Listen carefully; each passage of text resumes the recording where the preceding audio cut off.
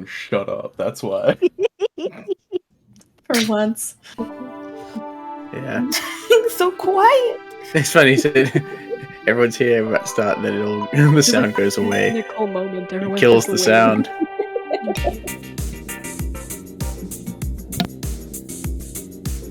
Hey, what took you so long? Lilith reprimanded me as soon as our eyes met.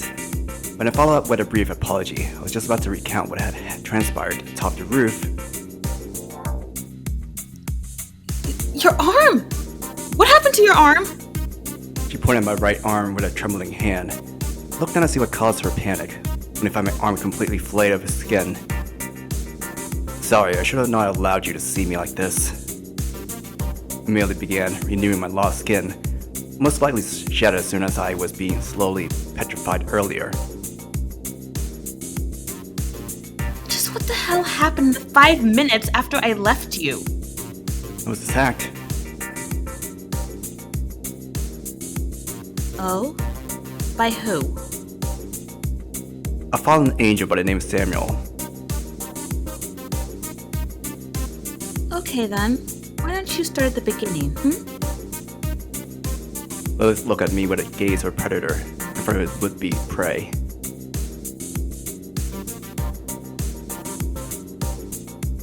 I explained what had happened, how Sarah came up to me shortly after Lilith left. I made mention of Samuel's clear antagonism towards us, as well as the fact that she had attacked me.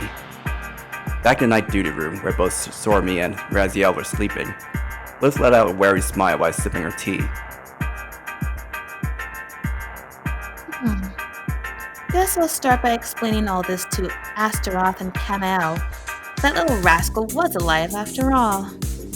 You mean she was supposed to be dead? Well, she disappeared around the time Hell got submerged. She was a real nasty piece of work, too. I see. The Serum was our enemy. Don't have to declare herself to be a foe to angels and demons alike. What are her motives, goals, and plans for the future? I hadn't the faintest clue. There's one thing I learned about her, is that she doesn't want us to reach heaven. Ugh, damn it. So now we need to be on the lookout for Camael too? So you let out an exaggerated sigh. Either because the sun had risen, or they simply heard us talking, Sorami and Raziel woke up at nearly the same time. And bam! Morning, everyone! God damn it, it really wasn't a dream. Sorami jumped to her feet, after kicking out her futon up into the air.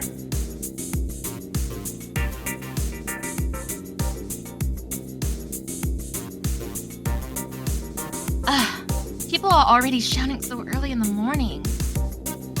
So our long day of trials and tribulations came to an end, and for another one to begin. Having neither need or the inclination to sleep, instead I spent my time planning out our next mission.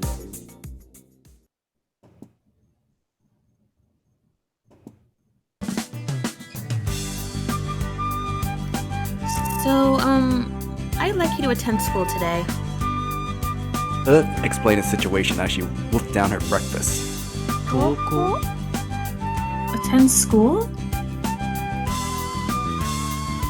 What exactly did she mean? Noticing Sorami's confusion, Lilith went on.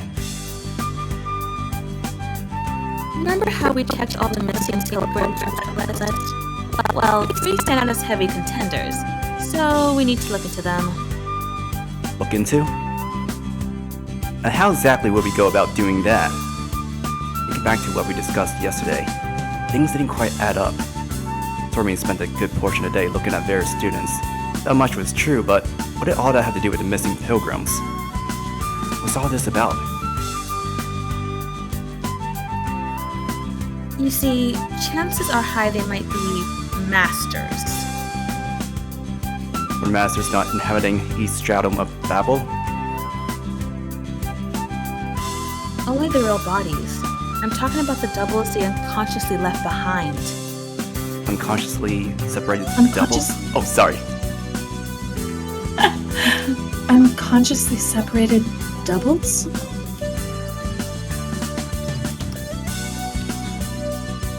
Like a spirit double, you know? All students who set out on their pilgrimages leave behind a fragment of their being. This double then continues to lead an ordinary school life here at Pandora, much like their original did before they left.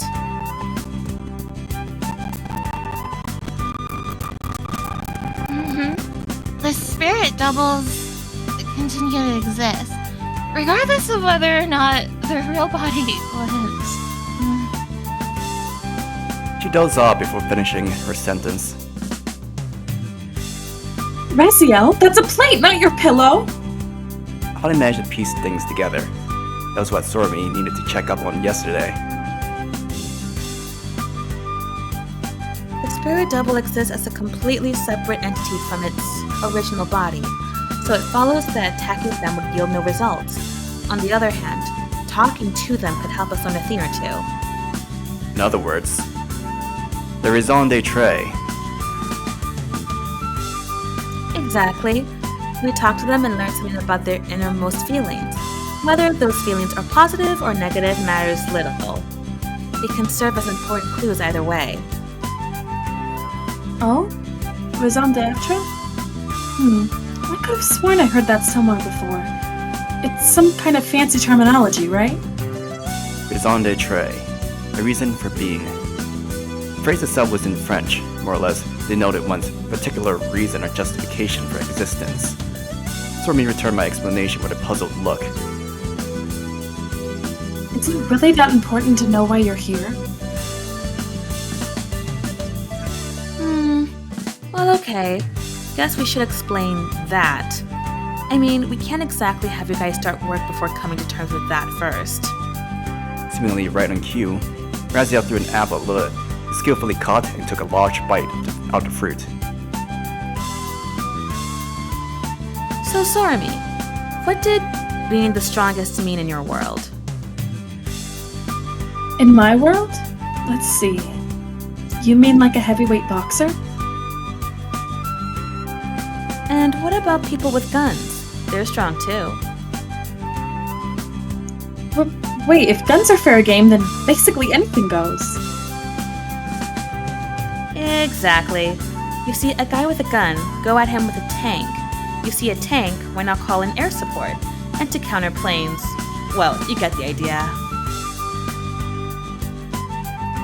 And if you continue that train of thought, you'll eventually arrive at nuclear missiles as their final victor, right? In other words, you could say the strongest are the highest ranking officials of a government capable of launching nuclear missiles. Wouldn't the first one to launch win, though? Or maybe the ones who shot back in retaliation afterwards. Well, the point is, The results stemming from the clash of such superpowers should be evident.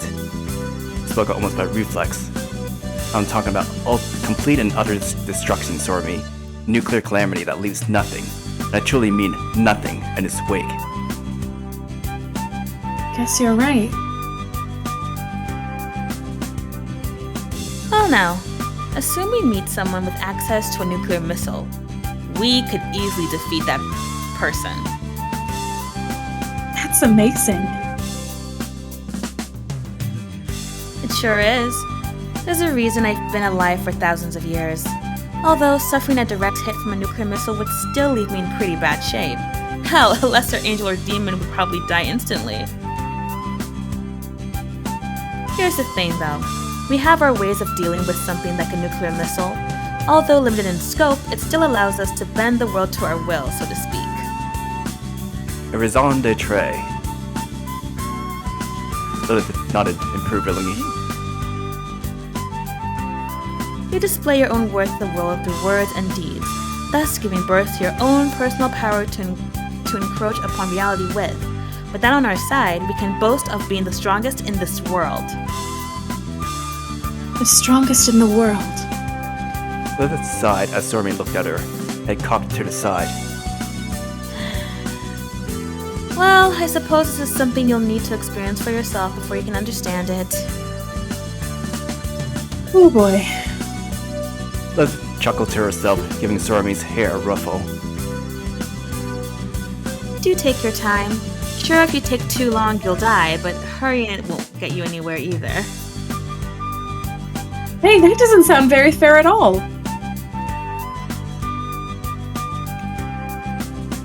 Just make sure to always keep this in mind and give it proper thought. Humans exist to think, after all. That's why you have your brain and your feelings. Sorami groaned in dissatisfaction at her explanation, and her eyes soon lighted up with recognition. Oh, I got it. So in layman's terms, we're basically dealing with something like an ultra superpower, right? Hey, isn't that a bit of an exaggeration? But the fact you're actually not that far from the truth pisses me off even more. Which reminds me, Lilith, specifically what sort of raison d'etre exists. Raziel let out a brief giggle. Both you and Sorami have already experienced it firsthand. Lilith's reason to tear, I mean. Raziel said something that surprised the both of us, all the while fiddling with her tablet.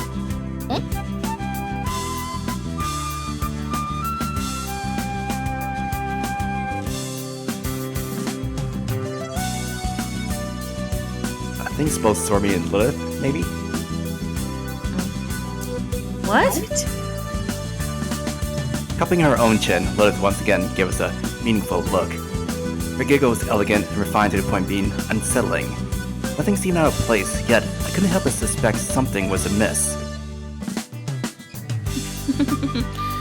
Truth is a daughter of time.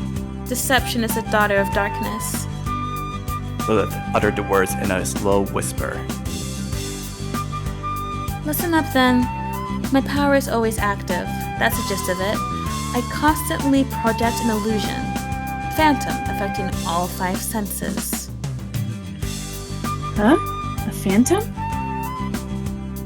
Yep, a phantom. I'm here at the moment, but I'm also not.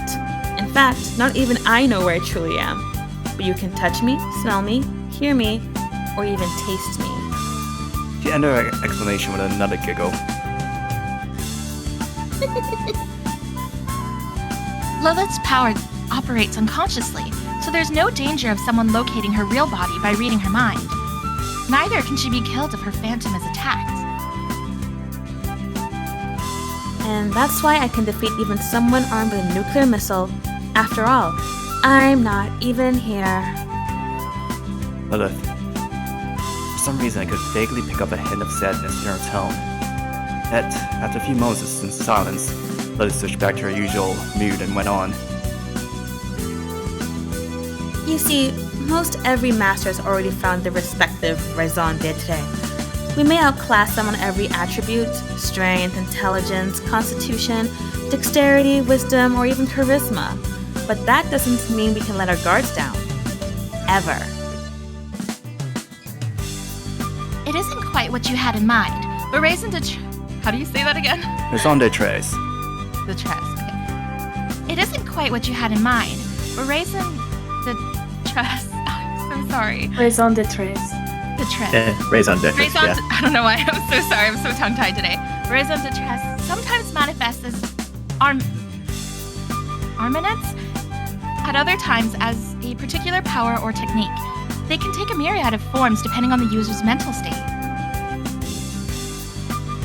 So, it logically follows that neither I, nor our head angel Camael, or even Astaroth, the one and only crown prince of hell, could ever let their guards down. We're never truly safe from death. Sorami took a big gulp as Lilith finished her monologue. It goes without saying that they both possess powerful raison d'etres, so the chances of them being defeated is practically non-existent. But what if they are? The isolation of heaven and the flooding of hell had dealt a tremendous blow to both angels and demons, as each group suffered great losses to their numbers. The light angels and demons would inevitably be forced to lead the lesser brethren. As such, it came to no surprise that the latter would have their hands tied. Although there are certain demons among their ranks who value combat above all else. the point is, neither the angels nor the demons wish to wrestle with that risk, but having humans to the fighting is even more foolish. He was right. Using humans too for that end was beyond foolish. Huh? So you see, the angels ended up creating Adam, while yours truly summoned Setsuna to this world. And there you have it. Sorami looked at Lilith in confusion, no doubt having noticed a clear-cut contradiction in the explanation she had just been given. Lilith, you've just said that making humans do the fighting was foolish, right? Right. So, what about Setsuna?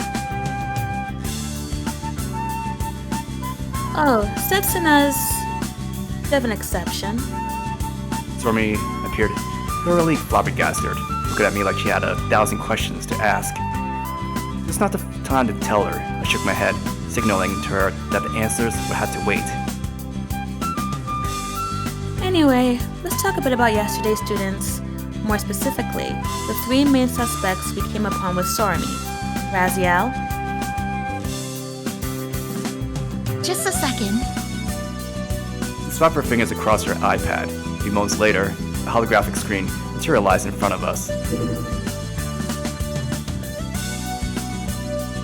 This is our first candidate. A certain Inoue Wataru, male, 2nd year, class 263. He's already embarked upon his pilgrimage, but was reported missing. His death is yet to be confirmed either.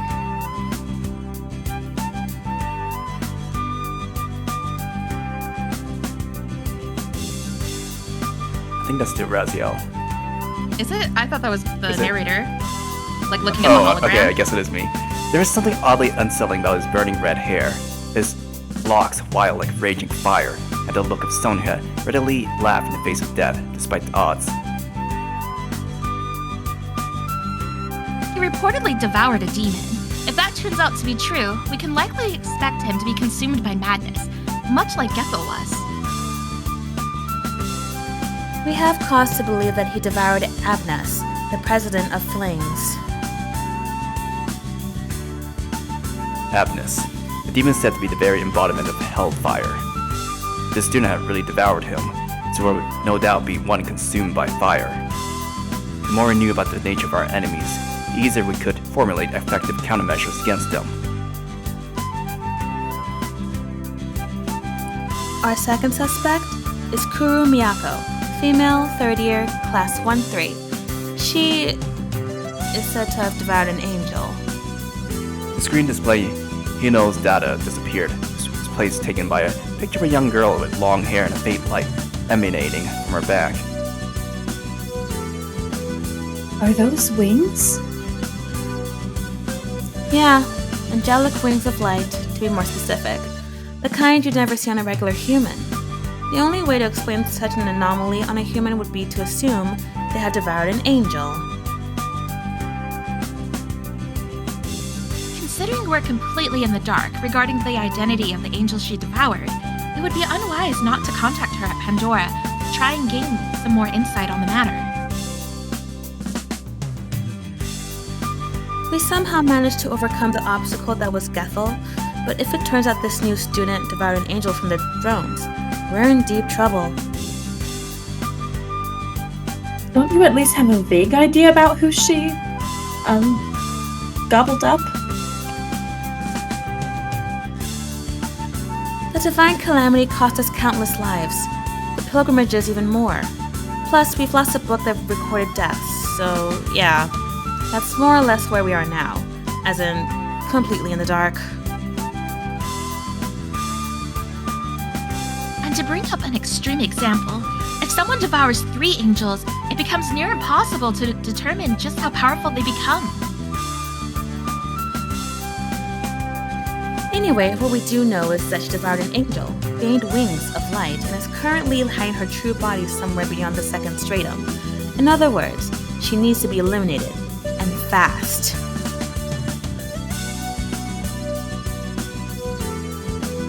Now for the 3rd on our list, a male first-year student in class 2500 called Oshiba Hagane.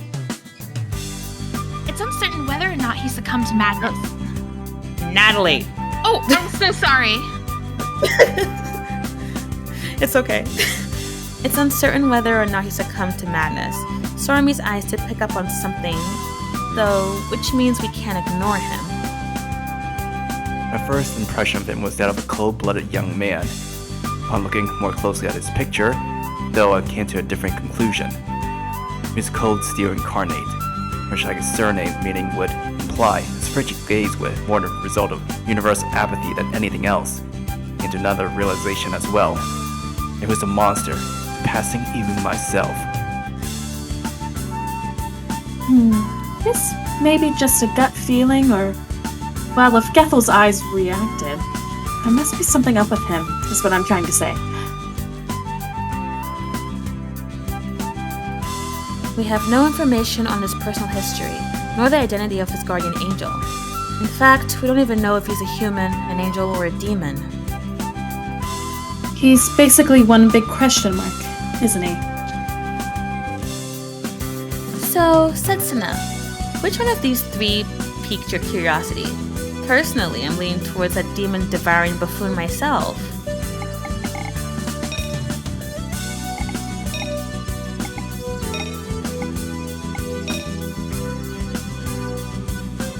Well, me?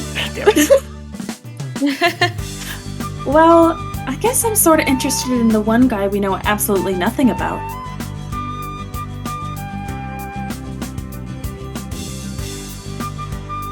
Either way, we must engage one of these three today. Setsuna, which one of them would you like to approach? Pick one. Let's see. After carefully considering the three individuals displayed in Raziel's tablet, I ultimately pointed to... Oh then, I shall investigate this girl by the name of Kurou Miyako. Oh? Huh. What's wrong, you two? Oh, nothing. It's just that he picked the one female candidate without a lick of hesitation. It all makes sense. I mean, Setsuna's a guy too, you know? I doubt that's why he picked her, though. But still a quick glance at me. I figure I should explain myself. I picked her because... Because... Because... Why indeed, I wasn't quite certain myself. Like, compared to a straightforward case of madness with a student who devoured a demon, or the one whose identity we knew next to nothing about, I imagined she would be someone easier to communicate with. Oh, so you're basically saying... With his grin gradually widened. that girls are easier to talk to? Sorami mustered a frustrated smile. Is that so? I wonder. Now I feel silly for backing you up. Three of them glared at me in unison, though I didn't quite understand why. I wonder if I said something I shouldn't have.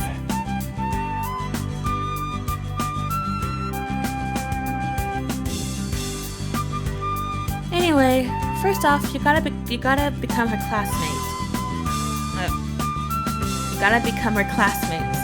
Setsuna, Sorami, come here for a sec. How about you, Raziel? What's the plan?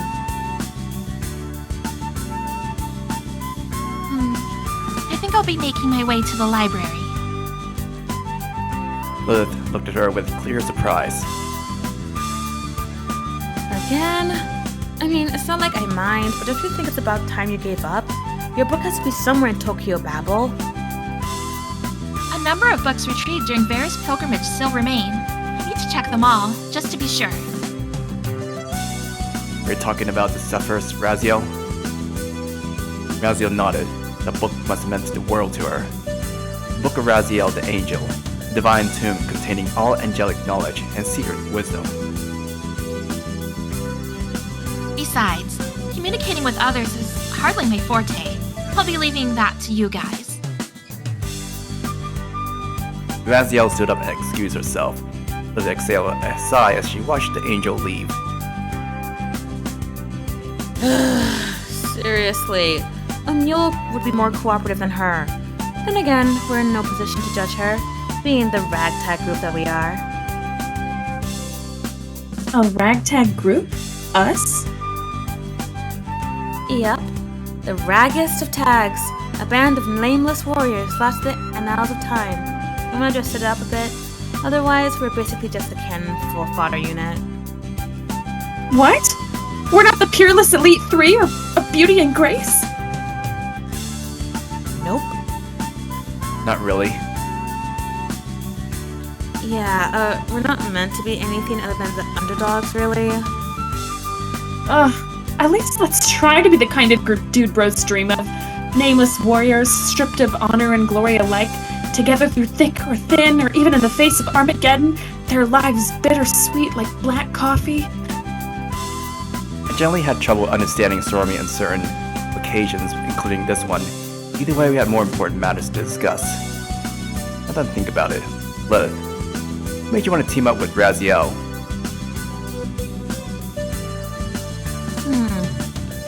Well, first we set sail with Tokyo Babel, then decided to summon humans from parallel worlds. I guess it happened during a meeting shortly afterwards.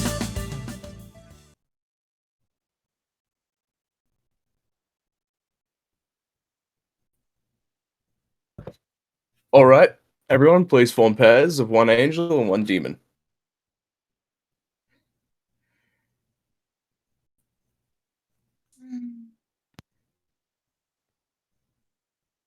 I suppose I'll just have Raziel team up with someone whoever remains at the end.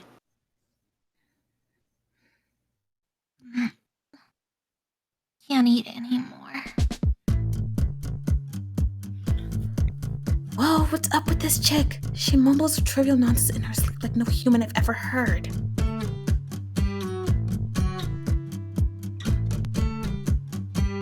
Oh, mercy. I can't eat anymore. Stop. No more food. Stuff down my throat.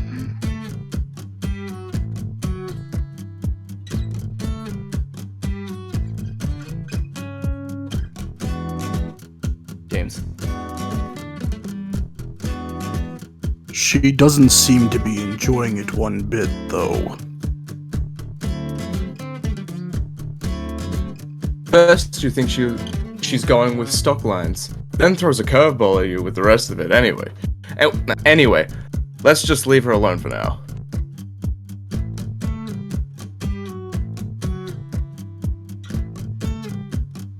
What is it?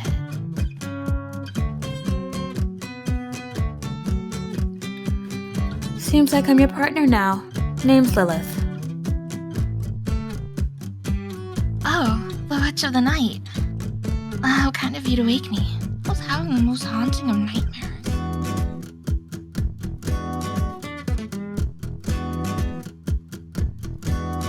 Just what kind of dream were you having exactly? I was a goose in France in the middle of being fattened up to be made into faux gras. Why would anyone have such an oddly specific and weird dream?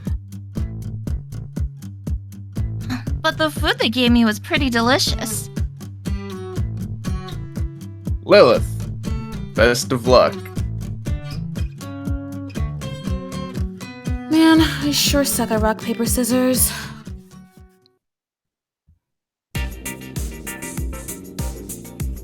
And that's more or less the gist of it. Oh boy, that sort of fills me with certain expectations. What kind? The comedic kind. I can't deny that. Anyway, it's about time we headed out. Go team, go! Let's thrust her fists into the air. No! Yeah. Huh? The two of them, their fists still in the air, suddenly began staring at me with an uncomfortable expression. Was it a loss as to why? You do it too! You do it too! Go. As I lifted my fist into the air, their expressions shifted to a satisfied smile. Their respective trains of thoughts remained a constant mystery to me. Their moods seemed to be in complete sync too. I exhaled a weary sigh, having decided to simply let them do as they please, these two. They would be the enemy. Seriously.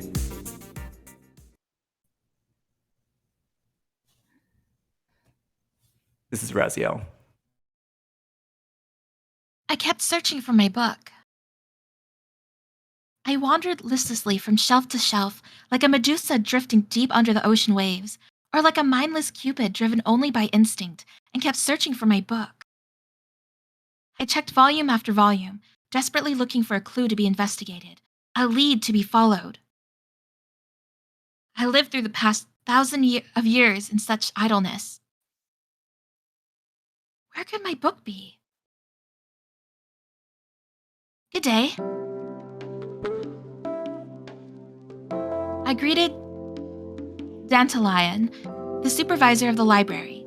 They both turned in my direction, sighing with a knowing look in their eyes.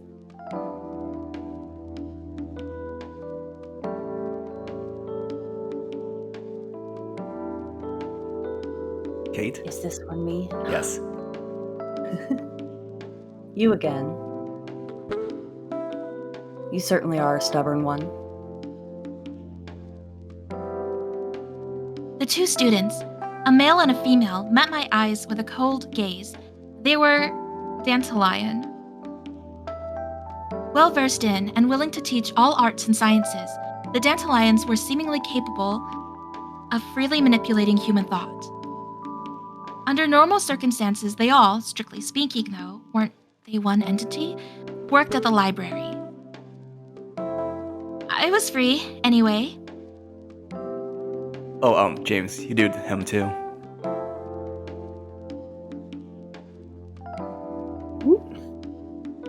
Maybe you are, but not us, foolish girl.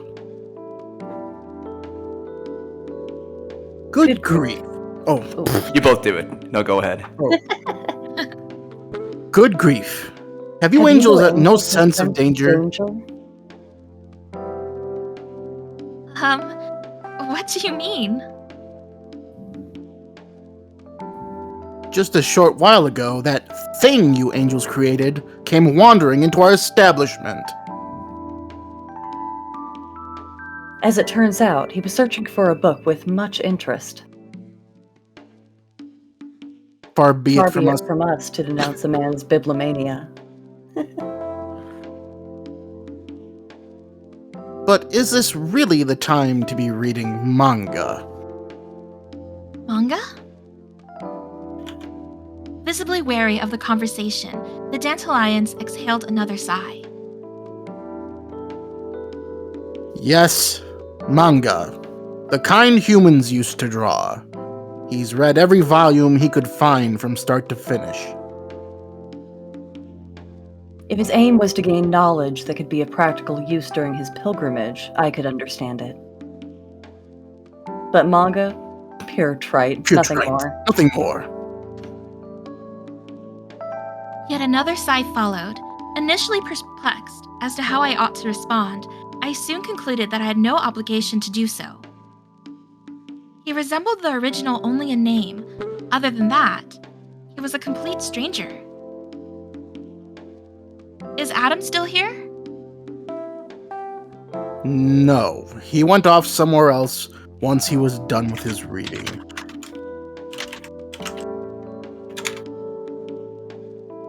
Taking Eve along with him, if I might add.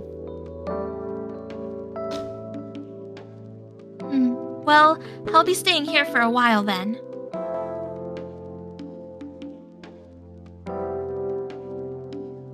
Do as you like.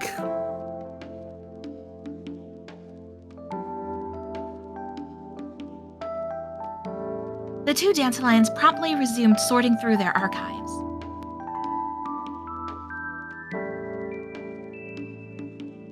Well then?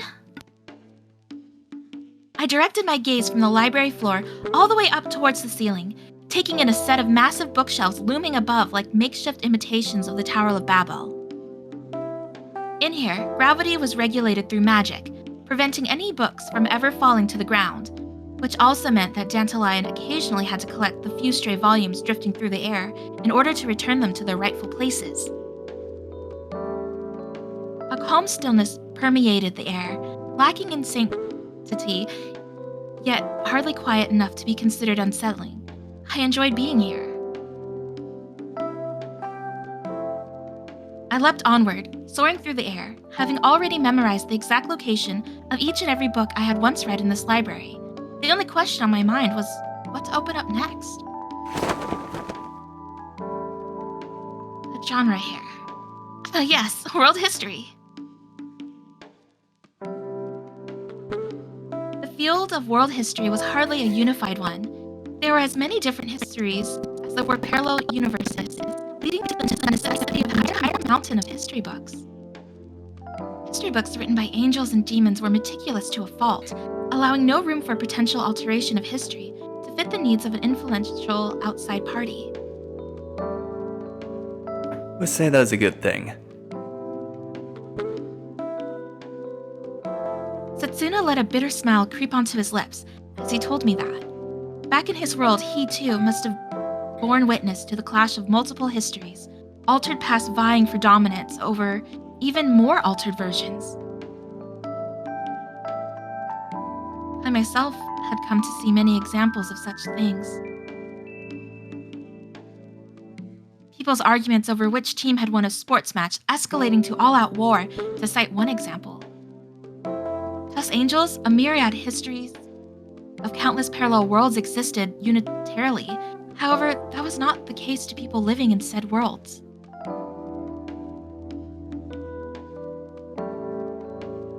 One's own history mattered the most, a mindset harbored by the majority of humans, a mindset powerful enough to foolishly drive them to spill each other's blood.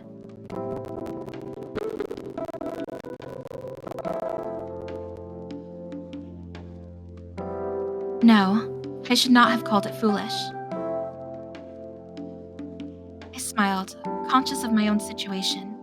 Had I not been just as much a fool myself, sparing no expense whatsoever in my search for that book? Some clues, huh? I lifted the book off the shelf, swiftly leafed through its contents, then put it back, all in the span of 3 seconds. I repeated that action countless times, never caring to stop and reread earlier volumes. The moment I looked upon a page, the content became completely embedded in my mind. Natalie, you are cutting out a little bit. Am I? Yes. I turned noise suppression off. Should I raise my gain? The Dantalions observed my continued efforts with visible amazement. They had never, in all their countless years, seen anyone devour books at such staggering speed. Better. Well, fundamentally speaking, I cared little for how others perceived me.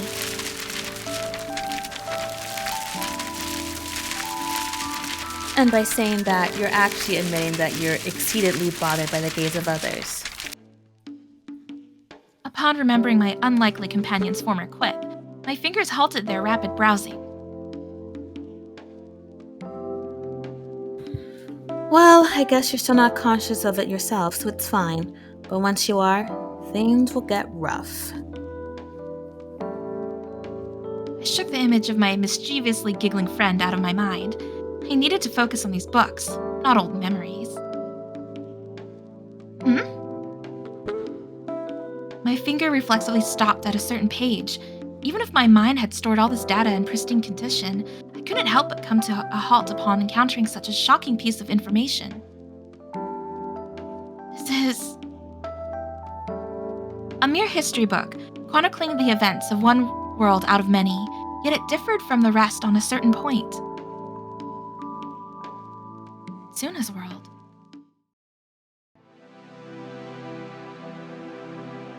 The memory of that day lived on in me vividly. The moment when Lilith decided to rescue a certain human from a certain parallel world. When Lilith went on to investigate the history of that world, she broke out in a cold sweat, in a way very much uncharacteristic of a demon. I think we may have just invited a wolf into our herd. So he went as far as saying something like that. When, guided by Lilith, around that parallel world, I beheld complete and utter ruination. The scene unfolding before me, dwarfed in intensity, in the heavenly destruction that once rained down upon Sodom and Gomorrah. Nuclear missiles had reduced entire cities to charred ashes, leaving nothing but desolate ruins in their wake. No one had difficulty even locating the corpses of the deceased. Hoping to find survivors was a fool's errand, at best. Yet, Lilith was firm in her conviction, confident that he was indeed alive.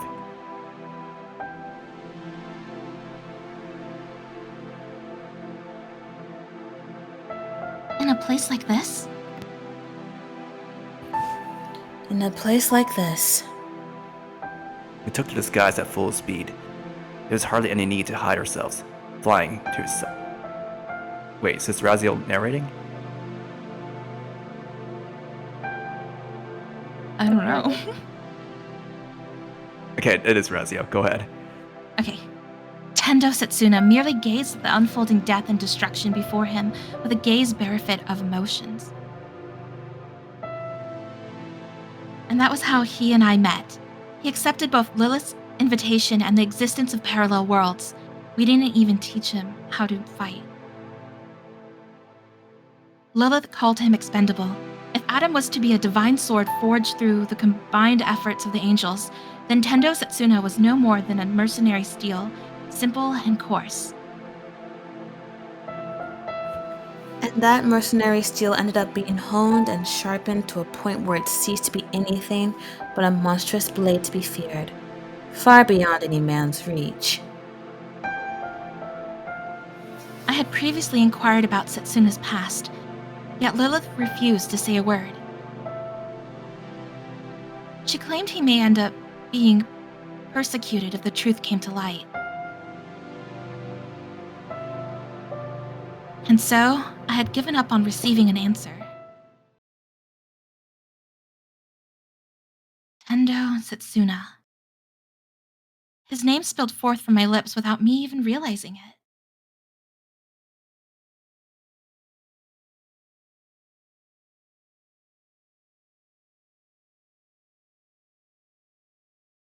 Raziel, Did you just whisper the name of a human? The Dantalions were very much receptive to such things.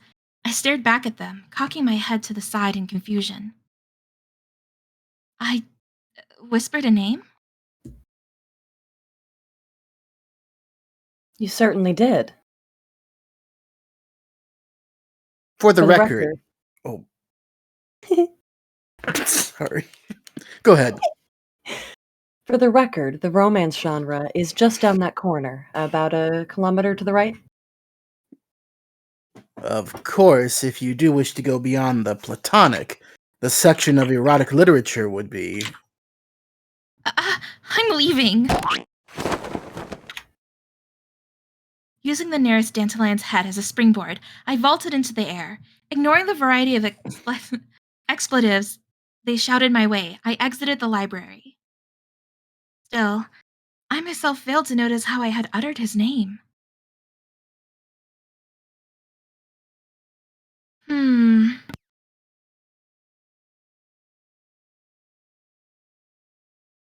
I floated down the hallway, wrestling with waves of odd, unfamiliar emotions. The students I passed turned to look at my direction with visible surprise. Odd. Had I done something to invite their gazes?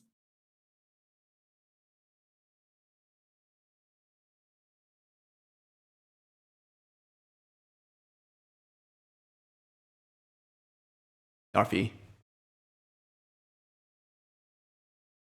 I didn't realize that I'd muted myself on both my mic and on Discord. Stop flying in the hallway, you klutz. You're scaring the humans. Hide your wings, slow down, and walk! Oh. I appear to have angered Camael, who was positively fuming. I suppose it was time. Oh. Wait, is it? You go ahead. I suppose it was time to meet the Wait, no, I think he's investigating. I think it is. Yeah, right, okay. I suppose it was time to meet the so-called angel-devouring student. Outside the classroom, with Sorami right next to me. We had introduced the class known as transfer students. Instead, things were set up so that we had always been students here. Unnoticeably chattering classmates were in a way, both looking at and through us. They weren't even registering us. The one person capable of noticing us was a certain Kurou Miyako.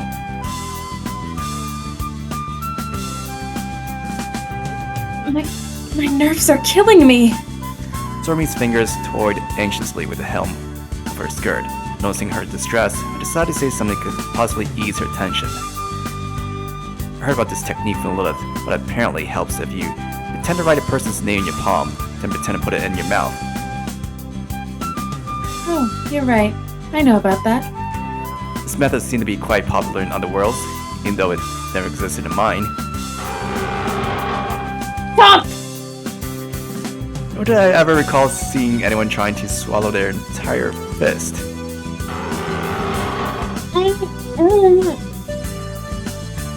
Sorami, you are overdoing it. Oh, my hand's all sticky now. Well, of course it is. As I met her antiques for a sigh, I took note of a soft giggle from somewhere nearby. I turned around and froze in place almost immediately. The exact person I had been looking for was sitting right there, smiling at Sorami. Kurou Miyako. She gazed at us with a smile warm as the spring breeze, emanating an aura of feminine elegance. Is something wrong? Sorami, was it?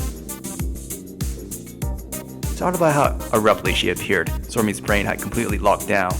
She only gazed back at her, mouth agape. Having seemingly misunderstood Sorami's reaction, Kurou's tone took on a shade of confusion. Did I get the wrong person by any chance? I probably poked Sorami's side with my elbow. That seemed to be enough to galvanize her, as she proceeded to shake her head with renewed vigor. No, not at all. I'm Kugutsu Sorami. Apparently 19 years old and a cancer with a B blood type. And a natural beauty, too. I couldn't quite explain why, but I suddenly felt this immediate urge to karate chop her in the head. Oh! That's one too many lies, I would say. You not regain your composure? Are you alright? I mean, physically, mentally, and emotionally. Ahem. Hello, I'm Sorami. Perfectly sound of mind and soul. Wait, was that a thinly veiled insult? Would not be surprised. And you are, Tendo Setsuna. You're Kurou Miyako, right? Yes, that's me. Angel, can you turn your gate up slightly? 1 second.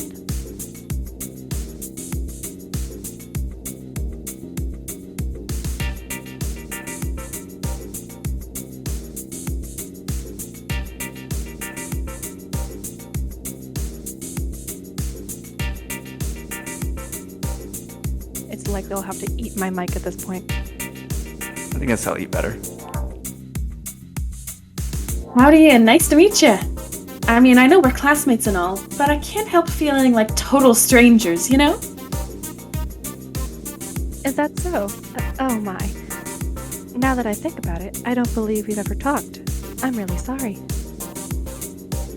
Oh, no need for an apology. We've had our reasons as well, if I'm perfectly frank. Well, I guess what I'm trying to say is that you shouldn't worry about it. Even if that were the case, you still sat right next to me.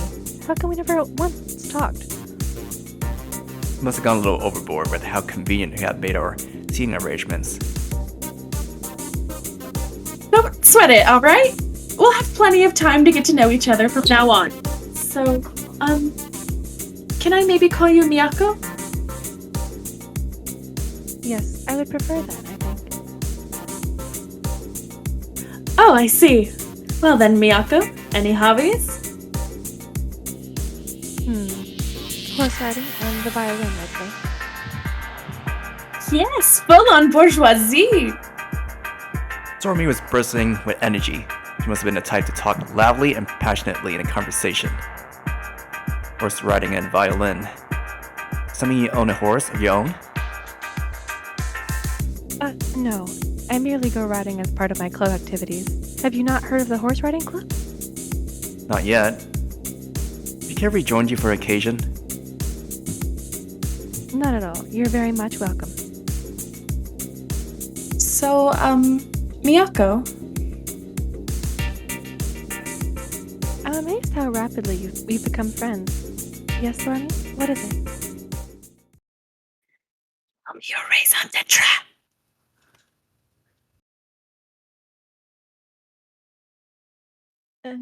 What is that exactly? Was the expected response. Sora may have jumped the gun just a tad bit. Oh, it is nothing. Pay no attention to her. In any event, how would I explain this? Put up the most appropriate example from the thousands upon thousands of conversations I'd stored in my mind. I wish to know everything about you. And why would you want to do that? Kurou retreated a few steps with eyes ready to cry, hugging at her own body. Could have sworn I'd made the correct choice. You don't need to listen to a word from this crazy son of a gun. Trust me. Somebody followed that up with a punch in my jaw. Seeing how I was not in combat mode, it hurt quite a bit. He certainly is a unique young man. Kurou giggled to herself, having seemingly regained her composure. Well, anyway, let's just take it slow from here, alright? Sorami extended a hand towards Kurou, returned a gesture with a nervous laugh and a quick bow. Please forgive me. I'm not accustomed to being touched by other people. She retreated another step. Sorami mouthed a brief, "Oh, I see," in an understanding tone as she pulled her hand back. This is no mere act on Kurou's part. She generally refused us due to a certain trauma she must have no doubt have been wrestling with. Revulsion, a fear, possibly. I had a difficult time trying to read her expression. Oh, class is about to start. Kurou promptly walked back to her desk and sat down, seemingly taking that as a cue. The entire classroom was soon enveloped by silence. Ugh, damn it, I totally forgot. We do actually have to take classes now, huh? Confirming the evident, Sorami threw herself down in her seat, completely dejected. Classes. Huh. Never actually taken a class before. Are they truly that boring? Sorami shot a look of confusion my way. You've never taken a class? I've only ever had private tutoring. Is that what I was to call it? And all the necessary knowledge simply implanted into me. Semantics aside, I'd never experienced learning in an environment like this. Well, just sit tight and pay attention. Oh, teacher's here. Sit tight and pay attention? Was that it? The classroom's door slid open as someone ordered us to stand in a firm tone. All the other students around me began to rise from their desks. I followed their example. Duck, you fill in.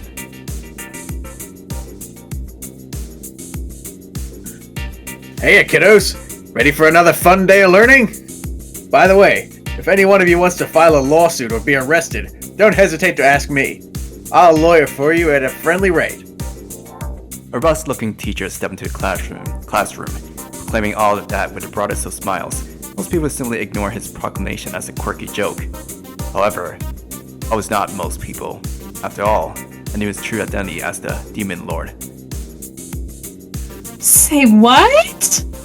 Stripped of all shredded composure, Sorami abruptly let out an ear-piercing yell. Our gazes in the room fell upon her in an instant. The teacher himself looked at her in surprise. Hey now, you okay there? Wait, were you arrested? Maybe you want to sue? Or want to be sued? No. But is that really you, Professor Kumamoto? Professor Kumamoto nodded in response. It must have been his alias here in Pandora. Still, I knew his real name all too well. A demon lord, the worthless one, the embodiment of debauchery and vices, ready to corrupt for the sake of corruption, and jurist of hell. We called him Belial. Yes, Kumamoto. What's gotten into you, Kugutsu Sorami? Feeling like a transfer student all of a sudden? Belial flashed a hearty smile. He knew all about who we were and what we were after. Oh, you wouldn't believe it. Gosh, it's just that I had this horrible nightmare. How's that relevant here? We're in the middle of morning assembly, you know? Exhaling a weary sigh, Belial made his way to the back of the classroom. Anyway, stand up. Yes, sir. Kurou and a number of other classmates giggled almost amongst themselves while Sorami flushed red as a lobster. We needed to talk to her after class. 10 minutes passed before Belial allowed Sorami to sit back down, prompting a quick sigh of relief from her. I paid attention to class while a part of my mind confirmed what I had known about Belial. The famed jurist of hell, master of lies and deceit, said to have commanded an army led by children of darkness. His most notable feat, however, is related to how he once prosecuted a certain holy man. He appeared to have lost the case, though. Either way, while Belial, known also as an attorney at hell, had a certain intellectual aura to him. Couldn't help but look at the way he taught his class, occasionally letting out a hearty guffaw, and think of him to be somewhat of a rough, uncouth character. And with that, class is over. Everyone stand up. The very moment Belial left, the classroom regained its former boisterousness. Sorami, you have a minute? Sure.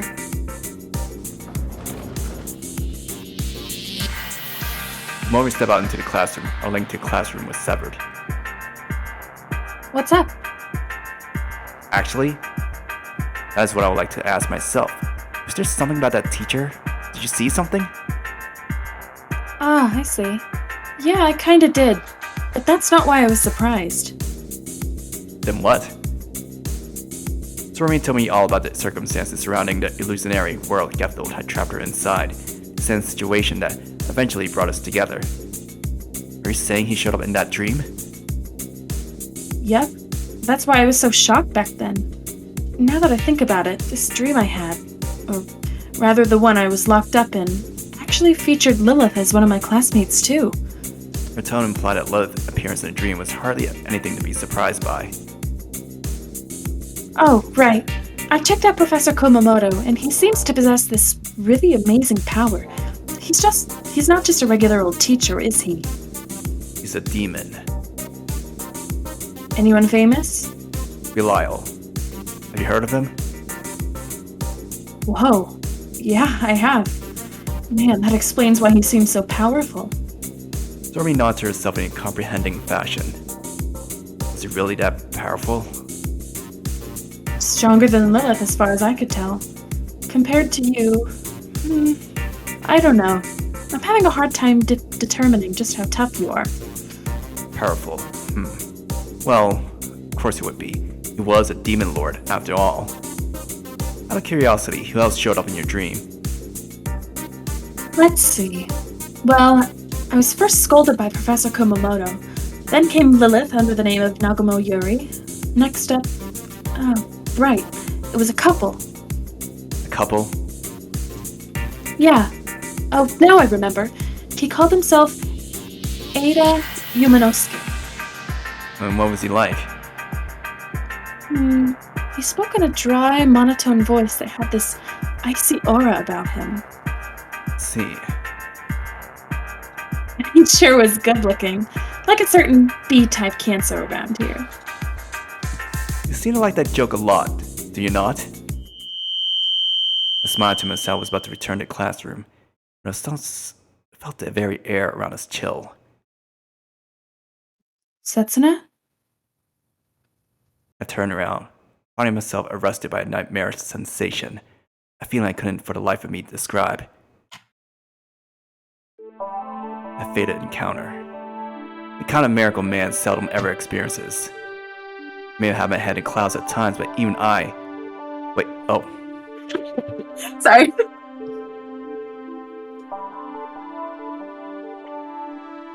Sorry about that.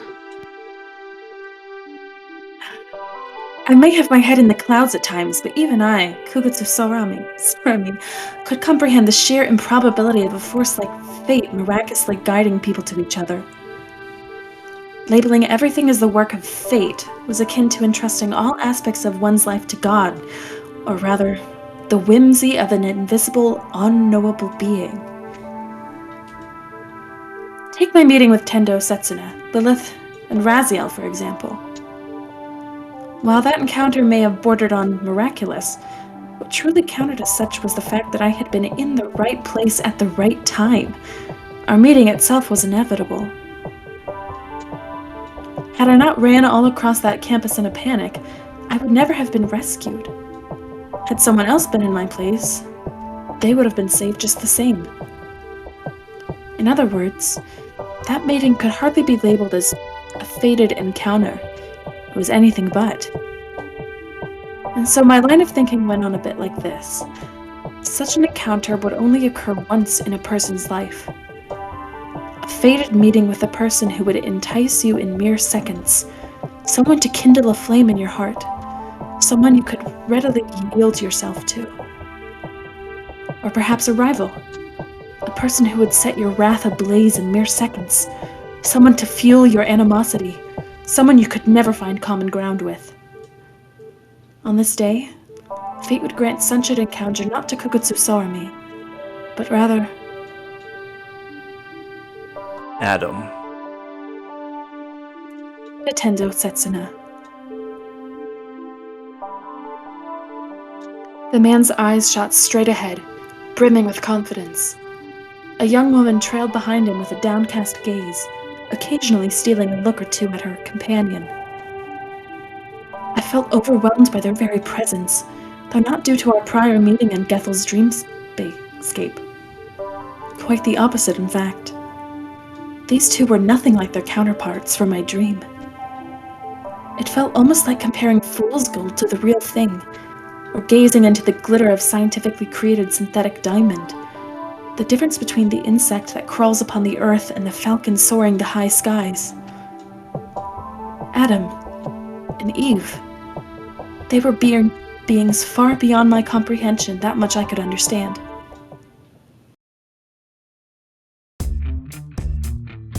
I suddenly gulped. My entire being was assaulted by a rare feeling of unrest as I observed the pair making their way down the hallway. Despite my heart rate remaining unaffected, I found it impossible to shake off the waves of unease creeping up on me. Displaying one, my Cyanide tray proved essential for life at Tokyo Babel. One would need to properly articulate it, to sculpt the longing into words. Otherwise, it was doomed to failure. Yet the man before me was different. He simply existed. Through that fact alone, has asserted his very being. He was Raziel tray given flesh. That was Adam. Adam glanced in my direction, stood petrified as he sized me up with a colorless gaze. Pardon me, but have we met somewhere before? Adam opened those words, to which I replied by shaking my head. I'd never met him before. I only heard of him. I see. My name is Adam. Who do I owe the pleasure to? Tendo Setsuna. Adam's expression shifted to genuine surprise upon hearing my name. So he did know of me. I see. We have yet to meet face to face. It would appear that way. Nonetheless, I'm confident we would have eventually run into each other somewhere in Tokyo. As enemies, Adam knit his brows.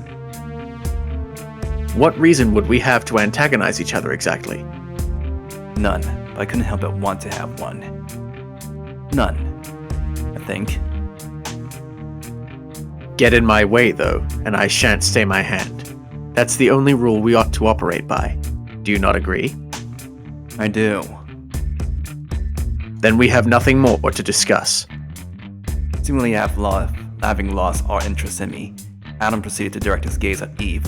She stayed at the side of the hallway a short distance behind him, possibly in an effort not to stand out. Let's go. Okay. Eve bowed in Sorami's direction and hurried off after Adam. That man was blind to the world, surrounded by his mission, his duties, and his goals. My existence was of no greater importance to him than a pebble in the sand. In his mind, the moment we parted, I ceased to exist. Setsuna! Setsuna! Sorry. What is it? Oh, nothing much. Your expression turned awfully grim there for a second is all. Grim? Me? Sorami nodded, much to my surprise. It would appear I had been agitated enough to let my feelings show. Chin up, Setsuna. I'm mostly just basing this on my feminine intuition. But I have a feeling the two of you will meet and confront each other again someday. You think so? You long to confront him? To do battle with him? To fight him to the death? Yep. I mean, he's your... Sorami went on, her expression grave and serious. fated rival. I can tell. Fate? I recalled what I felt in his presence. Sensation, transcending dread, awe, or sheer animosity. A fated rival. To me, Adam was indeed a man deserving of such a title. So many words had inevitably made me realize that.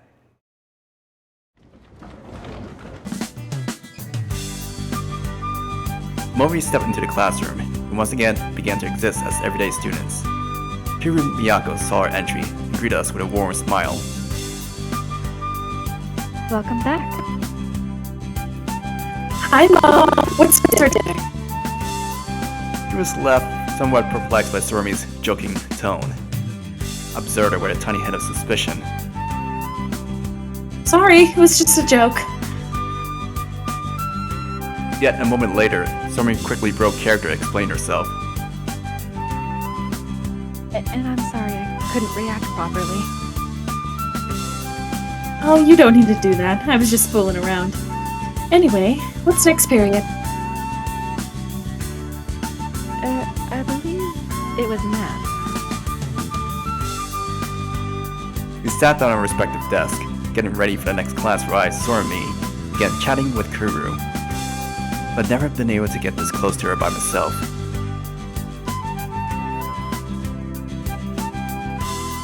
Go to the next break after a mostly eventless class. Alright, I gotta know. What's your ideal guy like? Well, I haven't had a course I'm fond of, but Oh, I see. You're into horse-faced dudes. I'd say that's a little bit, tremendously off mark. But aren't the two kind of similar? No, not at all. You see, I've never really looked at boys before. Gotcha. Feel free to use this then. Sorami grabbed me by the shoulders and promptly pushed me in front of Kurou Miyako. Hello, I am this. I appreciate the gesture, but She rose from her seat just enough to perform a quick bow. Why, you're very welcome. You're so pretty, though. that doesn't matter. I'm just afraid of men, of people. I don't understand them, nor do I wish to. Refusal to understand. Either way, we spent the rest of our break chatting about inconsequential things.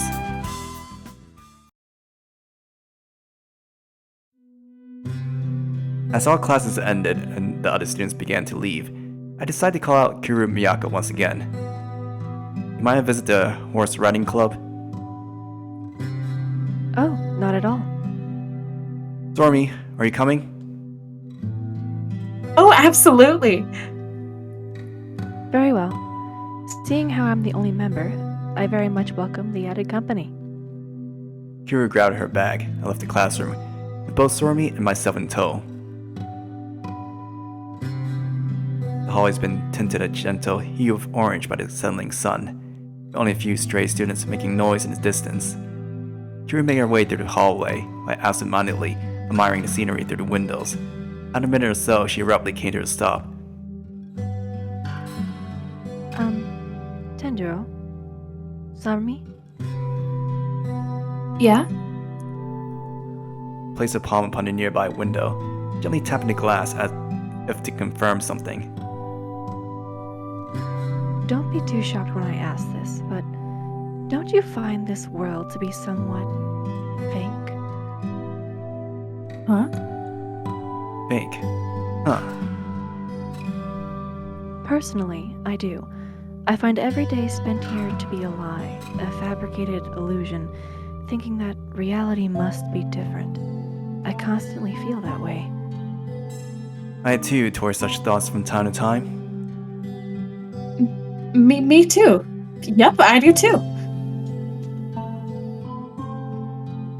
Kurou turned around to face us with an innocent smile, happy to have been able to meet like-minded individuals. For a fleeting moment, I felt my heart rate intensify. Really? The three of us must really be alike then. Possibly. Tell us though. What made you first feel that way? Was there anything that triggered it? How long has it been? I seem to have forgotten. One day I suddenly began to feel suspicious of my surroundings. She found the world to be off, realizing that there was something positively wrong about it. When I told my classmates about it, they only made fun of me. No student would ever come to such a realization without a certain event to serve as a trigger. So you found the world odd. How so, like being a dream? No, not quite that way, I think. But rather a feeling that this place was far more cruel and harsh, yet at the same time, infinitely more wonderful and perfect than reality itself. She let out another giggle. Sorry, I didn't mean to confuse you. In any case, let us move on. Felt like I was beginning to get closer to the truth about her. Would have wished to continue the conversation, but acting too forceful would only end up hurting her feelings.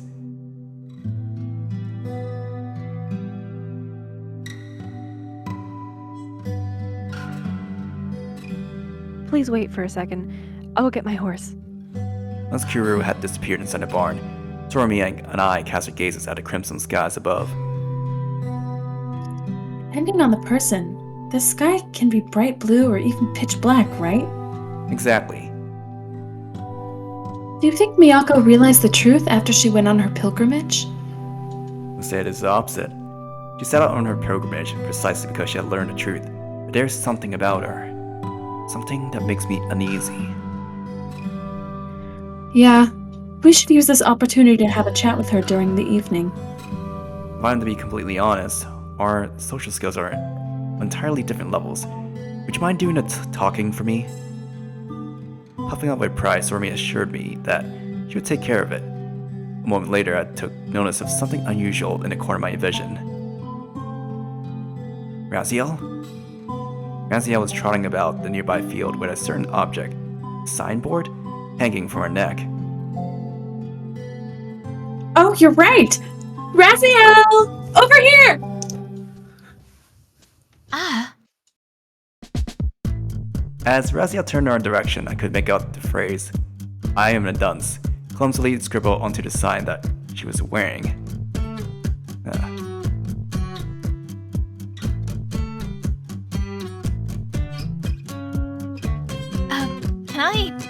Can I help you with something?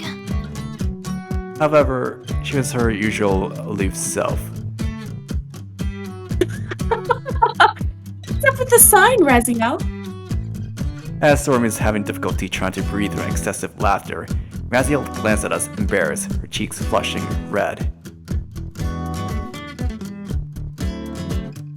Camael scolded me for flying in the hallways and made me wear this as punishment. Can you not take it off? I had made attempts, but it appears to be locked in place with powerful magic. Not the holy kind, though. More like black magic, which means only someone like Lilith could help get it off me. Have you tried asking her? Before I had the chance to say anything, she burst out laughing, yelling that she'd never ever help me get it off. Just you wait, I'm going to exact my revenge on that bitch one of these days. There's something oddly charming about the way Raziel cutely uttered the word vengeance. Also something oddly unsettling about how passionately she uttered the word bitch. We're with Kurou and Miyako at the moment. If it's not a burden, why not join us? Worry not, social skills are not your forte. You're not the only one.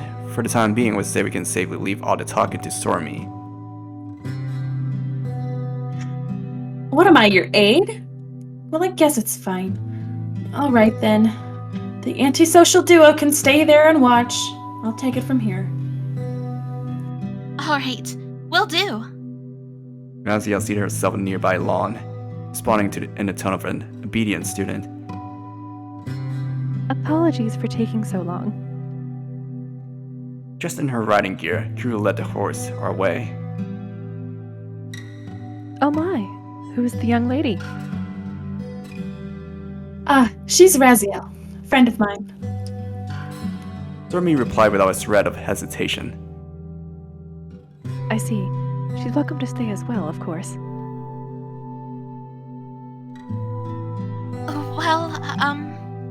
Raziel was struggling to form a sentence, but the words wouldn't come. Having noticed the angel's predicament, Sorami wasted no time in speaking up. Sorry, you see, she's an exchange student and, well, not exactly a social butterfly. Oh, I see. You're not alone with that problem, though, Raziel. You needn't let it concern you. Thank you. Putting that aside, though, what is that sign? Ran too fast in the hallways, and the student council president punished me for it. I wonder if that meant physical punishment. It probably did. Is that so? Raziel drew closer to the horse Kurou had been riding and gently stroked his hair. Oh, have you, by any chance, ridden a horse before? Raziel silently nodded. I see. Would you care for a ride once I finish a lap? I happen to have a spare riding outfit for visitors. Can I? Of course you can. Thank you. In any case, I'll be off then. As Raziel retreated a step, Kurou lightly kicked into the animal's side and trotted off. Wow, they're so pretty. Sorami looked at the two in complete awe. Who could blame her? Horse and rider were indeed in complete harmony, creating a picturesque scene as they trotted across the field. Once she had completed a full lap, Kurou slowed down and lowered herself from the saddle. I'll show you to the changing room then. Kurou headed off, with Raziel following her at a short distance. Raziel riding a horse. Huh. Is something wrong? No, I mean, are you excited to see it, Setsuna? Excitement. I savored a word in my mind, wondering what it meant. Is there some sort of form of pleasure to be gained from her changing clothes? You don't need to take that literally. It's just that, how do I put this? Well, you'll understand once you see it, I guess. I would occasionally have trouble comprehending what Sorami meant. One could say that was one thing I certainly enjoyed to an extent. Sorami, most likely all the others, knew things that didn't. Made me a little bit happy. Will understand once I see it? What if I do if I fail to comprehend even after seeing it? In other words, if what Sorami was seeing differed from what I saw. Wait, see? Sorami, you said I would understand once I've seen it. Does that have anything to do with your powers? As I presented my conclusion, Sorami looked at me like, She couldn't believe what she had just heard. It appeared she was left astonished. Setsuna, I was under the impression you were smarter than this. I am smart, I merely lack information. As I made my position clear, she simply shrugged, being it with a sigh. Come on, don't be so arrogant. She appeared to have taken it as boasting. But I wouldn't want to say I'm ignorant either. The point is, this isn't generally something people say about themselves. Huh. Wait a sec. Is it just me, or did you sound kind of different from your usual tone just then? No, I didn't. I averted my gaze, seemingly slipped back into old habits from time to time. Oh, maybe I'm just imagining things then. I mean, you did sound sort of monotone before, so maybe that's why. Sorami shrugged, seemingly not bothered by all this. Ah, there she is! Kurou approached us, leading the horse by the bridle. Atop the animal sat Raziel, in full riding gear. According to Sorami, I would understand once I saw it. Much as I had expected, I was still having a hard time comprehending this. As far as my feelings were concerned, I wasn't particularly happy, nor was I sad for that matter.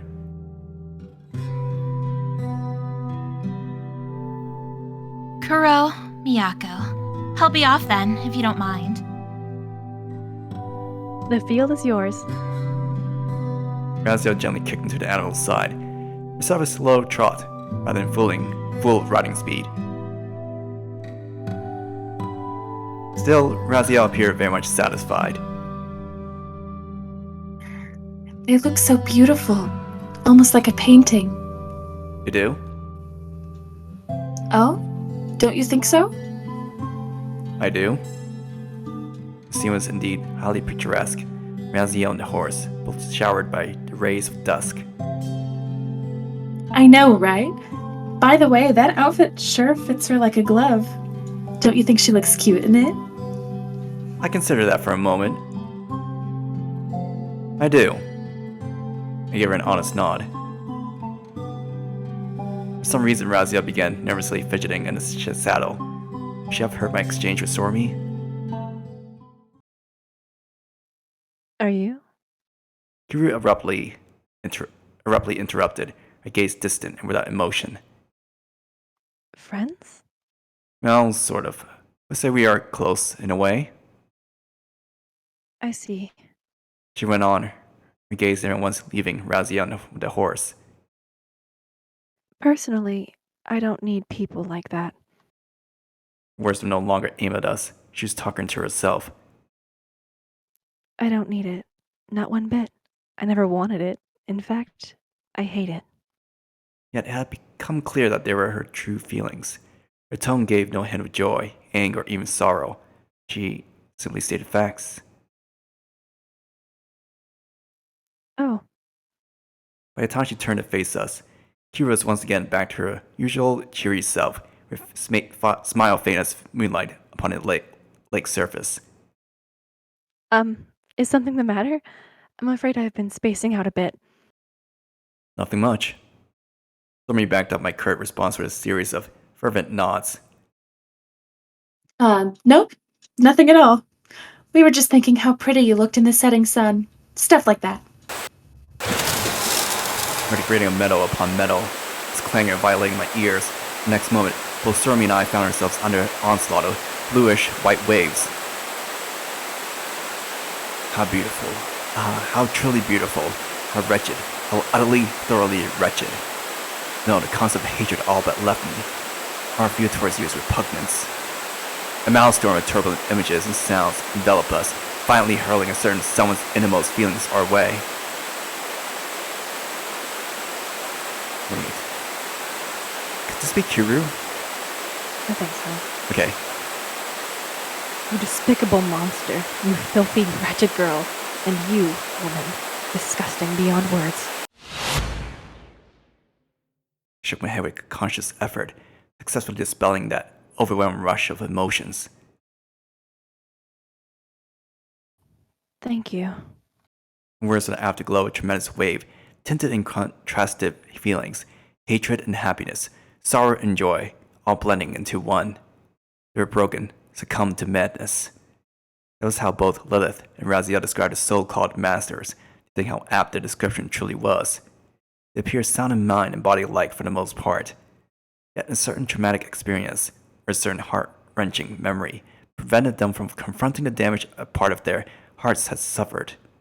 They would have experienced something during their pilgrimages that no sane mind could possibly withstand, and so madness ravaged them, thoroughly and without mercy. At first glance, Kurou Miyako appeared just like any other person. No, not just appeared, she was. That, however, only applied to her student self. Out there in Tokyo Babel, the real Kurou Miyako lay in wait, a mere shadow of her former self. Oh, welcome back. Raziel, still on horseback, trotted closer to us. The horse came closer, even closer. Then neighed right into my face. Smells of wildlife. One thing led to another, and found myself face to face with a horse. Peered at me with a certain animalistic innocence, gently poking my face with its nose. Is this real life or a picture card? I've had lots of fun. Thank you. Oh, don't mention it. Does it have a name? Abd. It's Arabic for slave. I felt bad for the horse. I'll make sure to wash this before returning it. Oh, okay. Thank you.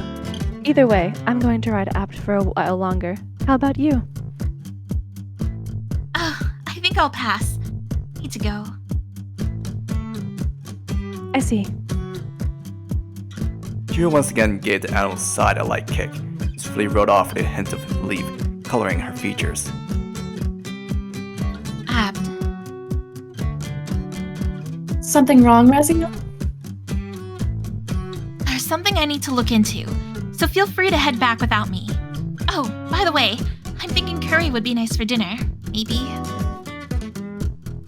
Curry, huh? If I have the ingredients, I guess I could whip something up. Oh, but not the genuine Indian kind of curry. That'd be kind of pushing it. No need. I'm fine with Japanese curry. You know, the kind with a rich, memorable flavor, with bits and pieces of potatoes mixed into it. That kind. Gotcha. I should be able to handle a bit of curry, no problem. Thank you, Sorami. You've just gained 10 more friend points. On a scale of... 10. Wait a sec. You mean to tell me I've had no points till now? Raziel looked at Sorami with a complete poker face. Couldn't quite shake the feeling she was trying to fool her. Well then, I'll be looking forward to my plate of curry tonight. Just like that, she took off into the air. Sorami shouted a hasty, "Come back here, you good-for-nothing angel," to which Raziel responded by covering her ears and flying farther and farther into the distance. Alright, guess I'll be buying a bag full of chili and garlic later today. Try not to go overboard. That's all I could muster for a response before the two of us returned to our room.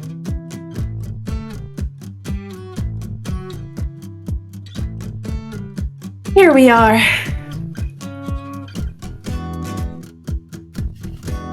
Oh, hey there. Welcome back. She was gaming. Wait, you sent us off to work while you stayed here playing video games? A fantasy RPG, to be precise. Is this demon seriously battling another demon in-game? Garrett glared at Lilith with gaze at a kill, as the lively demon excitedly lost herself in the game. Ugh! This boss is pissing me off. Who the hell thought it'd be a good idea to hit me with a million status effects right at the start? The hero under Lilith's control died. Shortly afterwards, a narration was kind enough to remind her that her character died a pitiful and agonizing death, befitting the weakling that she was. Rude. Damn! That's okay. Though me never gives up. Lucky attempt number 33. Oh. Okay, I think you've played more than enough already. Sorami crept next to Lilith and pulled a controller out of her hands. Hey!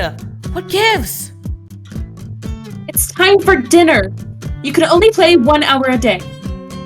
And how am I supposed to ever read an RPG like that? And these load times have been abnormally long too. Like I'd have to wait a whole minute just to exit a goddamn building. Maybe the game itself was at fault here. Still, I decided not to voice my concerns, seeing how it was beyond my field of expertise. Whatever, just turn the thing off. Sorami put out a notebook, scribbling something on its top page, then handed it to Lilith. What's this? Kurou, potatoes, carrots, beef? Curry ingredients. Go buy him, please. You know the place, right? Because we don't. Maybe I could get them at the school canteen, but it sounds like a pain, so I don't wanna. Without uttering a single word, Sorami started furiously poking Lilith in the flank. Ow, ow, ow, ow, ow, ow, okay, I'll go! I'll gracefully accept friend request, please! Ow, ow, ow, ow! Good. Be a good girl and get us some food. Jeez! What am I, your dog? Seriously. Muttering a series of complaints under her breath, Lilith left the room, only to return a minute later. Right, here you go. I don't think I'll ever get used to that speed of yours. Anyway, time to make curry. Curry, you say? I'll awe you with some extra special homemade curry straight from the Red Sea. Did they even have curry at the Red Sea? In fact, was curry now a modern cuisine? Before I could finish that thought, though, Sorami loudly interjected, her tone filled with surprise and shock. They did? The Red Sea does look kind of reddish, so maybe there's chili in there. This was just a thought, but Sorami seemed to be in the middle, being thoroughly deceived. No, it's actually apples, carrots, and tomatoes. Tomatoes originated from South America. It was quite a distance from the Red Sea. Besides, the Red Sea wasn't actually red. In the end, as I didn't feel the need to interject with an explanation, I decided to keep quiet. Oh, I see. Guess I'll try making something similar to what you had back home, okay? I mean, sure. Can't wait. Right on, let's do this. All fired up, so I made our way to the room's rather minimalistic-looking kitchen and promptly began cooking. Starting to have a guilty conscience. Like demons ever had a thing like that. Curry from the Red Sea, huh? Oh, maybe I'll cut some cute patterns into the carrots like this. Lilith clutched her own chest, moaning in agony. PSA, I'm in tremendous amount of pain. My conscious circuits have just overloaded from how wickedly I've deceived this naively innocent young maiden. I warned her in advance.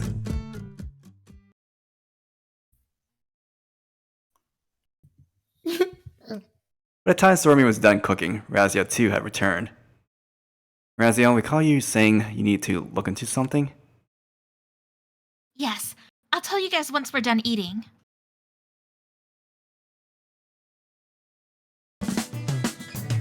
All right, ladies and gents, take your seats and say your thanks, because it's time to dig in. I offer my thanks to God. I offer my thanks to the bountiful earth. Angel and demon alike expressed gratitude in accordance with their respective natures. I As for Sorami and myself, we really placed our palms together with a curt bow. Oh yes! This turned out great if I do say so myself. Sorami triumphantly thrust her fist into the air at a single spoonful of curry. So the food was good, apparently. As I rarely ever need to utilize my sense of taste, I couldn't quite determine whether or not the flavors mixing in my mouth were good. Lamented the fact that regardless of how the food tasted, I effectively could not have been able to differentiate between good or bad. One includes that regarding the taste or the satisfied look on the girls' faces. As such, it must have been delicious.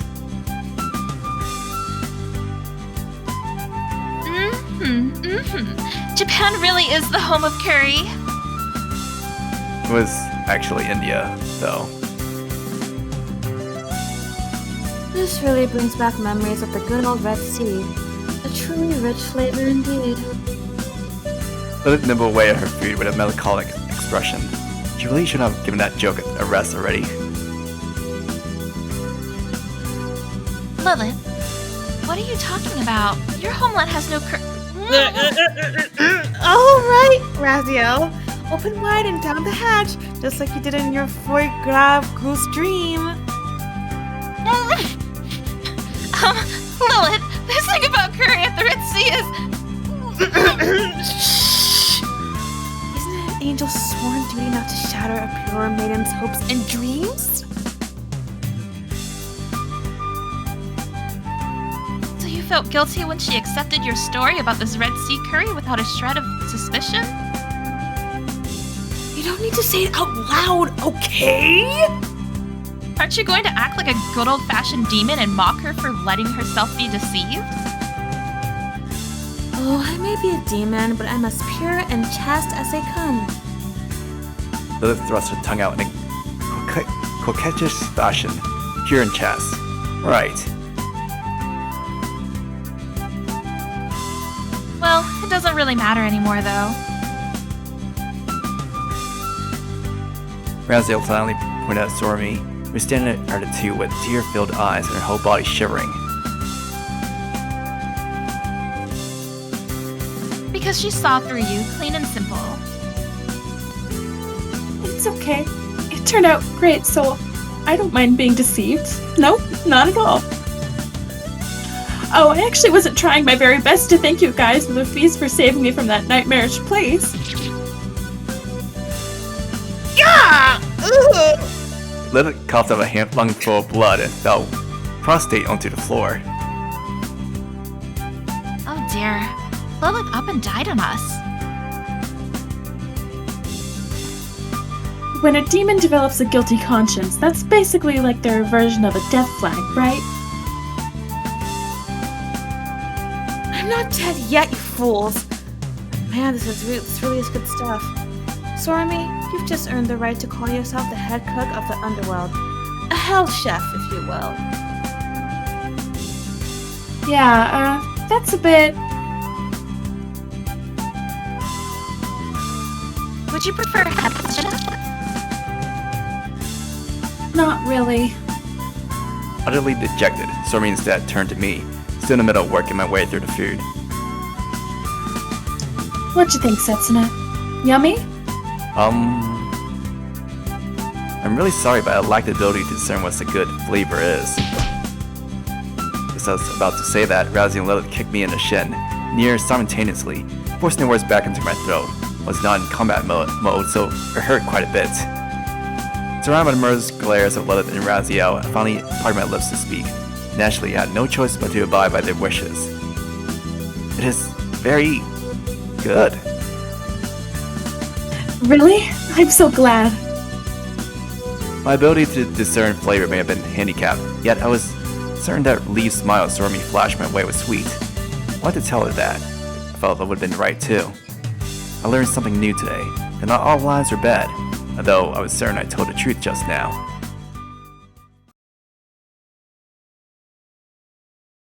With that said, once everyone had finished the post-meal digestion, Raziel chose to speak up. I believe that the angel Kurou Miyako devoured... Wait, sorry. I believe that the angel Kurou Miyako devoured was Abdiel. The news instantly made Lilith spread out the tea as she had been sipping.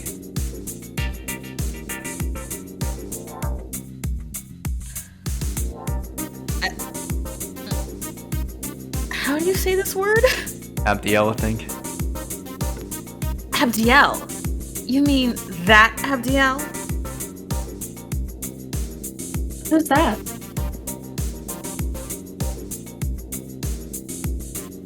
I consulted my database of knowledge to look up the one angel who fell under that name. Abdiel. His name means servant of God. When Lucifer took 1/3 of the angels under his command to confront God, Abdiel was the only one who ultimately rebelled against Lucifer, despite being longing to his army. He's powerful enough to shock even Lilith? Could not answer that question, but he certainly is a peculiar angel, though he defeated several demons during Lucifer's rebellion. He ultimately took the remaining angels and rose up against God, claiming he was not the divine ruler they all thought he was, but rather the creation of an even higher being. So Abdiel spoke. This God is no God of ours, it is but a harbinger of calamity, existing only to torment man. He called it Duckbot, the false god.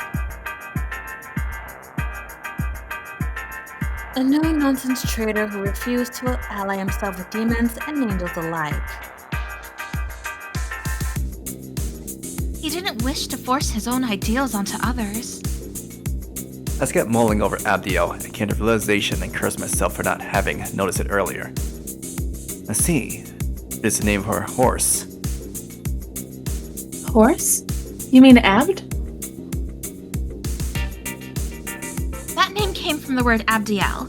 I believe the spirit double, after having been left at Pandora, began looking after a horse that she unconsciously named after her own guardian angel. You see, Abdiel seemed to be the type with a soft spot for humans. I heard he has gone missing, but... Raziel let out concerned a sigh. Did you two know each other? She nodded. He was an old friend of mine. We did fall out of touch following his rebellion, though. Well, I guess you would. He would often visit small corner pubs to drink his frustrations away. He sounds like a total geezer. Shouldn't an angel act more like, you know, an angel? Sorami, you must not take Raziel's joke seriously. Wait, so it was a joke. I mean, I did kind of see it coming, but... Raziel went on, her expression showing no sign of concern. Abdiel was an angel who confronted the world at large, rejecting everything. I would assume the stratum under his control had also transformed into something to reflect that mentality. Now that I think about it, wasn't Miyako excessively wary of being touched by others?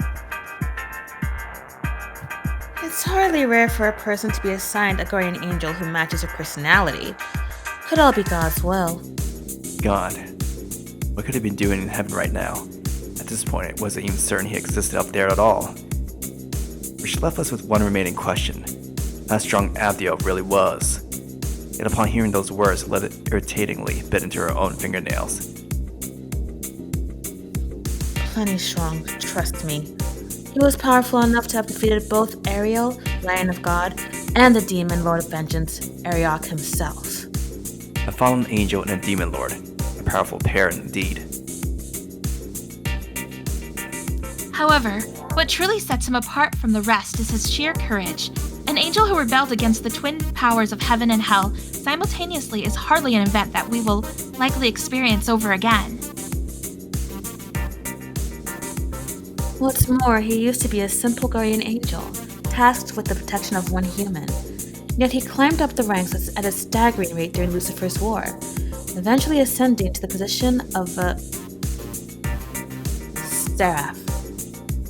And then he still threw it all away. Whoa, hold the phone for a second. Setsuna, can you beat this guy? Who knows? But I'm guessing he's going to need that at the very least. At the point of the blade, once wielded by Gethel, the sword did 7 deadly sins. When a sword is incapable of engraving a sin upon angels, it still very much summoned the beast corresponding to 7 deadly sins. The Its very blade was soaked deep in powerful sorcery. Have no illusions, though. You won't beat Abdiel with that sort of alone. To make matters worse, you'll have to face him on his own turf. We'll have to fight Miyako? Words sluggishly trickled forth from Sorami's lips. Her astonishment was only natural. After all, we would need to fight and kill a person we just befriended. Sorami, the Kurou Miyako you talked to earlier and the one we'll eventually meet are two different people. The latter is a stray hound gone mad with bloodlust, biting every hand it sees. Exactly. Which is all the more reason she must be defeated. Raziel balled her hands. She'd been resting atop the table in two fists. And, if we kill the real Miyako, what'll happen to the one living here? Nothing at all. She'll continue living her life until either Heaven's gates are opened or Tokyo Babel itself is destroyed. Well, whether or not you'll call this a life is another matter, though. Sorami exhaled a relieved sigh, seemingly having accepted the situation. The bigger problem we face is Abdiel and Kurou Miyako's raison d'etre. At the very least, we ought to find out what it is. The raison d'etre.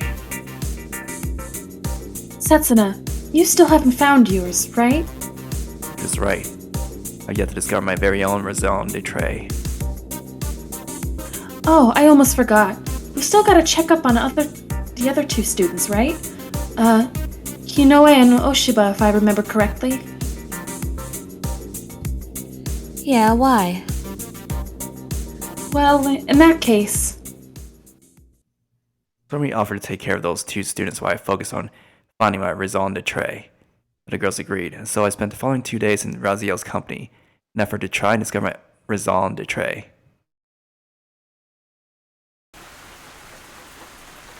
Unfortunately, the following days the weather was mostly dominated by rain.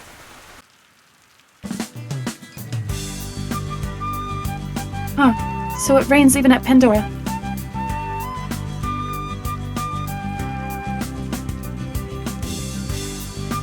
Well, we basically just created rain clouds through magic, but yeah. I mean, how weird would it be if it never rained at all, you know? Well then, we're off to the classroom to do a little investigation. Take your time. Sorami left the room, leaving me alone with Raziel. What do you do, Raziel? She returned my question with a puzzled look, almost like she didn't entirely comprehend why I even asked. Shouldn't that be self-evident? I'm helping you. Helping me? The fact of the matter is, not even I am sure what I ought to be doing. Well, how about we start with meditation? Meditation, huh? I feel I know where this is going, but let's do it, nonetheless. Good. Alright, I first need you to sit on your knees. Then close your eyes. Did exactly as was told. Now, take a deep breath. Relax yourself. Yes, just like that. Pretend your body is about to melt into the very air. That's right, good. Just like that. I knew it. She dozed off right before my very eyes. With little other choice in the matter, I decided to contemplate matters on my own. I was created for the sole purpose of serving mankind. That was my reason for being. Was there nothing more to it, though? I had a feeling that alone would not be enough. Conversely, that very line of reasoning in itself could very well have been a mistake. Serving mankind, an admirable ring to it. True, yet what I've done was undoubtedly a deed befitting the most wretched of villains. I closed my eyes, I could still recall it. A world where man devoured man, where people from all across the globe spilled the blood of their brethren, driven to near insanity in a wake of overwhelming despair. I was created to save the world, to stand as a beacon of light in darkness, yet ultimately, I took mankind's hope for the future and crushed it in the palm of my hands. embraced my Raziel de Etra, only to strangle it to death with my own 2 hands. Was I not a savage to be abhorred, a sinner to be judged? So I continued to exist, shouldering the resentment of billions. In which case, could it be punishment? Raziel de Etra was to be punished, where I committed sins far too great to be overlooked, far too despicable to be judged even by the law. I don't think so.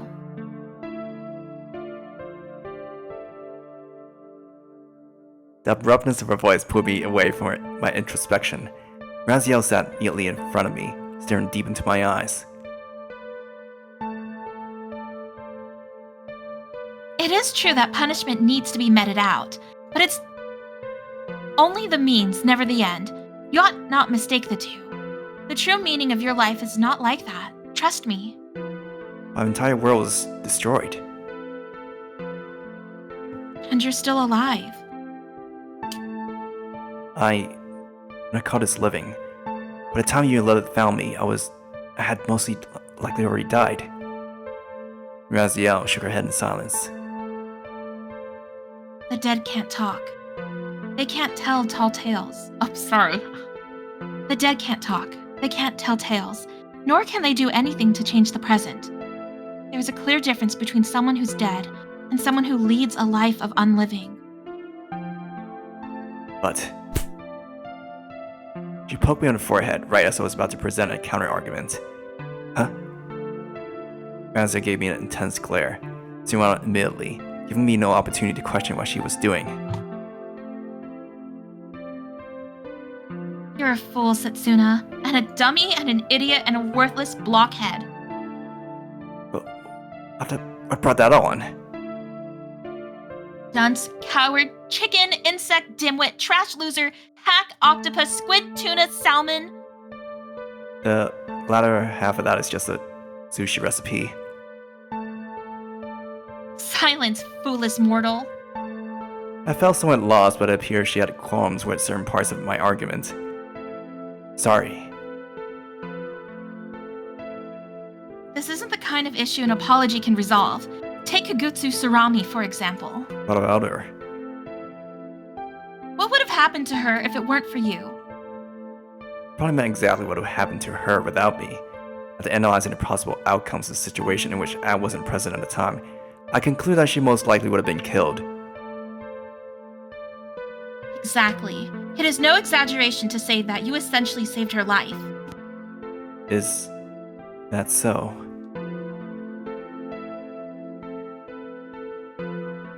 The rescuer and the rescued must both acknowledge the value of life. Neither will find happiness otherwise. I never once considered my own life to hold any value. Raziel nodded, then clutched my hand. I understand. And we have a name for people like that. Heroes. They reject honor and glory, turn their backs on the grace of God, and live only to save other lives. Raziel shook her head, sadness palpable in her tone. Those who see no value in their own lives cannot possibly have a higher reason for their being. She once again shook her head, firmly condemning what she had just said. Despite that, I still wish to be of use to everyone.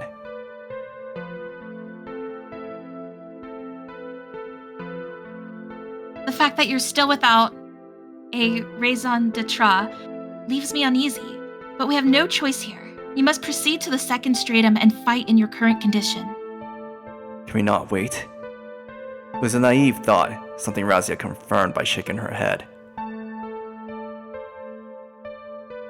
As far as I can tell, no. As long as you remain here at Pandora, you will never discover your raison d'etre.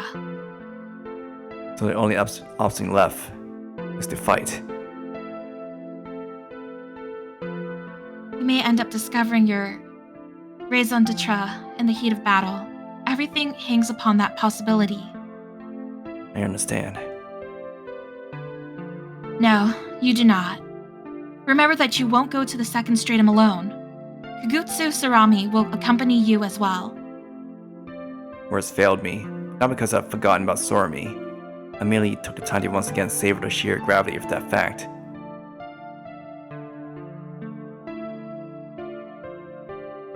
Neither I nor Lilith are supposed to aid you on the second stratum. If we did, we'd only be postponing the problem. Raziel's gaze showed no trace of emotion. In other words, if you happen to be defeated on the second stratum, Kugutsu Sorami will die with you. Froze up, completely overwhelmed by the revelation that Kugutsu Sorami's life so closely interwoven with mine. She could no doubt survive even if I died. It was a conclusion I arrived at. After all, Sorami's eyes, Gethel's eyes, were of critical importance to both Lilith and Raziel. Wait, hold up a second. She has nothing to do with this.